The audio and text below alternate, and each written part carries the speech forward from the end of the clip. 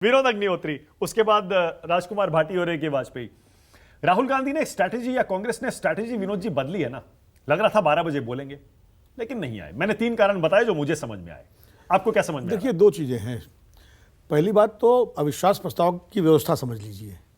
हमें लगता है आज के साथ समस्या ये है कि लोगों सबके साथ कि हम लोग अविश्वास प्रस्ताव के जो संसदीय नियम हैं, परंपराएं हैं, उसके बारे में काफ़ी अनजान है। अविश्वास प्रस्ताव का नोटिस जो व्यक्ति देता है, इनिशिएट भी वही करता है।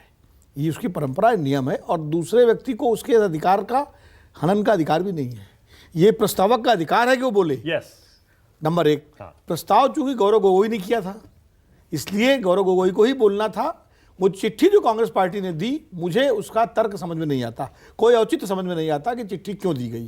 कि राहुल बोलेंगे पहले। हाँ, क्योंकि ये अधिकार किसी को नहीं है। जिसने प्रस्ताव किया और जिस पे प्रस्ताव पे दस्तखत हैं, उसी को बोलना है। गौरव गोगोई चाहें तो वो राहुल गांधी को बोलने की अनुमति दे सकते हैं। वो अपना अधिकार दे सकते हैं। हाँ, सिर्फ वही। नंबर 1।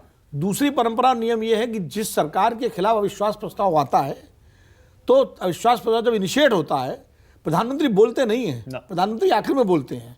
सारे जो सवाल उठते हैं उसका जवाब प्रधानमंत्री देते हैं। लेकिन जब अविश्वास प्रस्ताव शुरू होता है, तो अभी तक परंपरा ये रही, प्रधानमंत्री वहाँ उपस्थित रहते हैं शुरू। उसके बाद वो चले जाते हैं 15 मिनट, 20 मिनट, आधा घंटा, 1 घंटा, जैसे जितना समय बैठ के शुरू इनिशिएट करा के फिर वो अपने काम में लग जाते हैं। बाकी वो तो ये 2 चीज़ें हैं। तो आज दरअसल राहुल गांधी 12 बजे, मुझे बड़ा आश्चर्य था जब बार बार लोग कह रहे थे, मीडिया में चल रहा था, चिट्ठी भी आ गई कि राहुल गांधी शुरू करेंगे, तो मेरी समझ से बात परे थी। लेकिन हमने कहा पता नहीं, कुछ भी हो सकता। शायद कांग्रेस का गेम हो कि सबसे पहले शुरुआत राहुल से करवाया जाए, और वो नियमों के तहत पॉसिबल भी है। अगर गौरव गोगोई चाहे तो वो बोल सकते हैं उस परिस्थिति में। लेकिन आमतौर पर यही होता है। ठीक है। और तो आज वो बोले।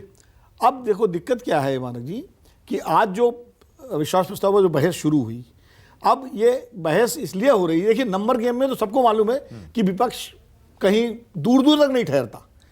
राज्यसभा में विपक्ष को उम्मीद थी कि शायद थोड़ा बहुत सरकार को फंसा ले, लेकिन जिस दिन ये चंद्रबाबू नायडू और जगनमोहन रेड्डी और नवीन पटनायक ने समर्थन देने का तय कर लिया था, उसी दिन स्पष्ट हो गया था कि राज्यसभा में भी वो दिल्ली विधायक पास हो जाएगा। हम सब समझ गए थे।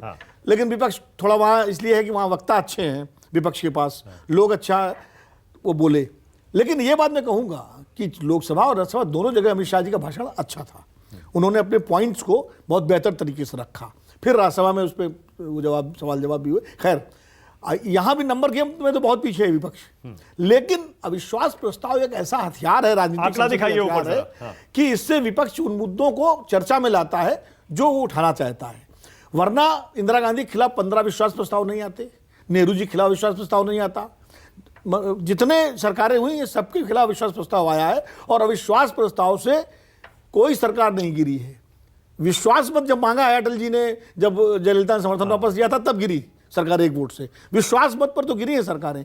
अविश्वास प्रस्ताव पर मुझे नहीं, मेरी स्मृति में आता है कि कोई सरकार गिरी हो। यहाँ तक कि मनमोहन सिंह की सरकार, जो गठबंधन की सरकार थी, वो सबसे बड़े घटक लेफ्ट ने समर्थन वापस लेकर के अविश्वास प्रस्ताव आया था, तब भी जो है बचाई थी वो सरकार, भाटी जी ने पार्टी ने बचाई थी, नहीं गिरी। तो सरकार गिरने या सरकार को परेशान होने कोई मतलब ही नहीं है। ये खाली ये होता है, ये ऐसा संसदीय हथियार है लोकतंत्र में। 2018 में मोदी जी के खिलाफ आया था, सरकार के खिलाफ आया था विश्वास प्रस्ताव, वो भी गिर गया था, गिरना था, ये भी गिरेगा।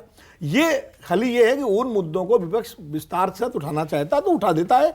यहाँ क्या है कि लेकिन चूंकि प्रधानमंत्री आखिर में बोलते हैं, और प्रधानमंत्री जी एक बहुत कुशल वक्ता हैं, बहुत तरीके से उस चीज़ों को रखते हैं, आक्रामक तरीके से, और आखिर में महफिल लूट ले जाते हैं। तो जो आप कह रहे हैं कि कांग्रेस पार्टी ने इसीलिए इस बार रखा कि राहुल गांधी पहले बोले, फिर प्रधानमंत्री जी बोलेंगे। तो दोनों का भाषण छपेगा एक साथ, और मीडिया दोनों को फ्रेम में हाफ दिखाएगा। तो एक तरह से ये थोड़ा जैसे होता है ना विनोद जी, कई परसेप्शन के लेवल, जैसे कई बार मैचेस, क्रिकेट मैच में क्या होता है, अपने बेस्ट बैट्समैन लोग आखिर के लिए बचा के रखते हैं। पहले होता था कि शुरू में उतारते हैं, लेकिन आज शुरू में देखिए लोगों ने अपने दोनों पक्षों ने बेस्ट बैट्समैन नहीं उतारे। माफ करिएगा, निशिकांत दुबे बीजेपी के या सत्ता पक्ष के बेस्ट प्रवक्ता नहीं है, बेस्ट वक्ता नहीं है। उसी तरह गौरव गोगोई नहीं है, पर गौरव गोगोई को नॉर्थ ईस्ट के हैं इसलिए उतारा गया। और निशिकांत दुबे को बीजेपी ने पता नहीं, मुझे नहीं पता क्यों उतारा। नहीं, एक और दिलचस्प चीज है, जो युवा जो बीजेपी की तरफ जो वक्ताओं की सूची है, उसमें निशिकांत दुबे हैं, स्मृति ईरानी हैं, राज्यवर्धन राठौर हैं, उसमें ज़्यादातर वो लोग हैं जो राहुल गांधी को घेरने के लिए जो है उनको मशहूर आगे है। लाया गया, हाँ, मशहूर है। हाँ। वो लोग हैं। ये एक स्ट्रेटजी है बीजेपी की। लेकिन मैं एक चीज में, जो कांग्रेस की स्ट्रेटजी थी, अतुल भाई बैठे हुए हैं, मुझे थोड़ा सा इसमें लगा, अगर राहुल गांधी मान लीजिए आज बोल देते, हाँ। तो कल की हेडलाइन क्या होती? राहुल गांधी होती, पूरा स्पेस राहुल गांधी के पास होता, और आखिर में प्रधानमंत्री जी जब बोलते तो वो स्पेस वो ले जाते। पर वो 2 दिन पुरानी हो जाती है हेडलाइन। नहीं हो तो जाती, लेकिन पूरी हेडलाइन मिलती ना। अब क्या है, अब जब प्रधानमंत्री और राहुल गांधी बोलेंगे एक ही दिन, तो हेडलाइन आधी आधी बटेगी। तो मोदी वर्सेस राहुल होगा ना। कांग्रेस चाहती है ये मोदी वर्सेस राहुल हो जाए। कांग्रेस से ज्यादा तो बीजेपी चाह रही है। बीजेपी भी चाहती है, के कांग्रेस भी चाहती है।